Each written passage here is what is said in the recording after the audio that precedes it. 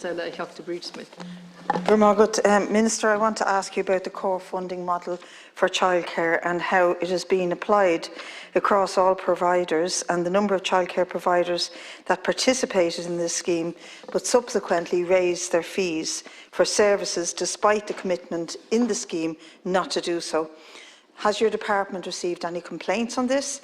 And if so, how do you deal with the service providers concerned? Are there any penalties? And please make a statement on the matter.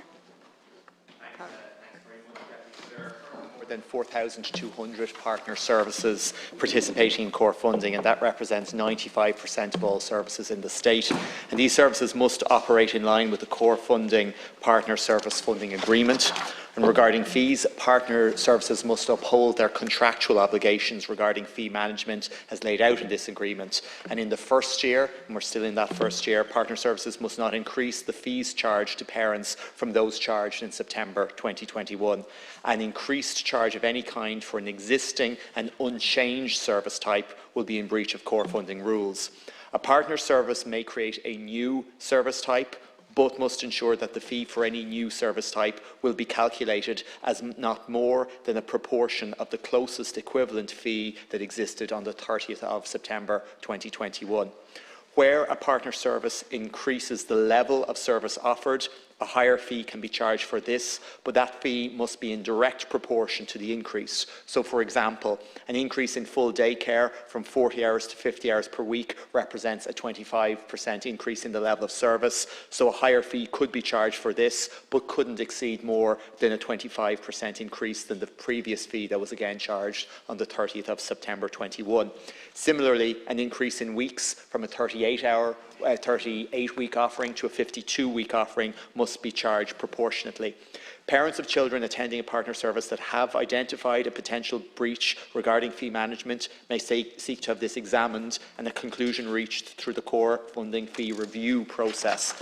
As of the 25th of May, Pobal are considering 5 such cases where a determination is made of a breach regarding fee management. A partner service must produce evidence of remedy of that breach within 30 working days. Failure to do so may result in the termination of the core funding partner service funding agreement. And I'd encourage any parent that has a concern about fees to contact their local city or county childcare committee in the first instance. Thanks, Minister. I do welcome the fact that you have tried to reduce the fees, but we do have some of the larger providers. In the case of the parliamentary questions I've asked you, and in this case, Safari Childcare in Dublin 8 have brought in a model where they have said to parents that you have to avail of this service 52 weeks of the year. So in other words, during the school holidays where parents don't normally pay for the after school care because there's no school, they're now being told if you don't, your place in the next term is not secure. And I think that that is really strong-arming the parents into paying more money for childcare. And it's still pretty shocking, the level of childcare costs in this country compared to the average EU. There's been studies done on it which show that we're, in terms of a scale across the EU, we're the 3rd highest. And that's pretty shocking. And we all know of systems and societies where they bring down the cost significantly, in some places don't have them at all. So I think there needs to be more than just report to Pobal attitude from your department about attempts to strong-arm parents in this manner. Don't mind, Deputy, I'm not going to get too involved in specific instances you've raised because I don't know if that is in a fee review process at the moment through Pobal. It may well be, it may be one of those 5. I genuinely don't know that. But there are processes there whereby parents can flag, and there are significant consequences. The withdrawal of the funding agreement, which is very significant in many cases, that will be worth thousands, if not tens of thousands of euros to the particular service. So it's not insignificant a breach of the agreement. But you're right, childcare is still too expensive in our country. We've made significant steps. We've brought in the fee freeze for the first time ever.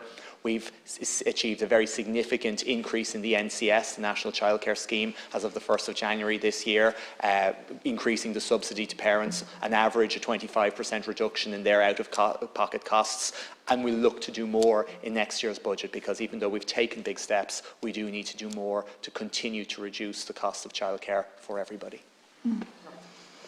We certainly do, and I hope that continues to be the commitment from the department. However, let me say this, that it's not being rhetorical. I think it actually goes to the core of it, that what's happening here is that we have a disjointed and privatised and fragmented childcare service in this country. We wouldn't allow this to happen at primary or at secondary level, but the care is a patchwork of various different types of service and capacity, essentially to deal with the private provision of childcare in this country. Now, I recently visited my local childcare treasury, Tots in Ballyfermot, who applied for a grant for getting the building refurbished and were initially refused. They've appealed that and hopefully they'll win it. But they made the point to me, the care workers there, that we need a fully funded and properly provided for early education service that is run by the state via these carer and their providers. And they are wonderful workers, wonderful managers, but they're reliant all the time on a complex, fragmented system. And ultimately, Minister, I think this is what we have to deal with. Thanks, Debbie. You're absolutely right to praise childcare professionals, and I was delighted to secure for the first time a pay agreement for them in September of last year, where 73% of childcare professionals saw a salary increase. The issue here is that our state has historically not invested in this sector. When I entered office, investment in childcare was €638 million per year. This year it will be over €1 billion for the first time, reaching that €1 billion figure 5 years early than previous policy commitments had been set out. We need to increase public investment, but at the same time we also need to have increased public management of the system, and that's what we have with the fee freeze. It's the first time ever we have a clear mechanism that caps the fees for parents, but also ensures that we have solid investment so childcare services can reinvest in themselves, but also pay the childcare professionals better. And we've done a significant way in achieving those three goals: lower fees for parents, investment for childcare providers, and better pay for staff.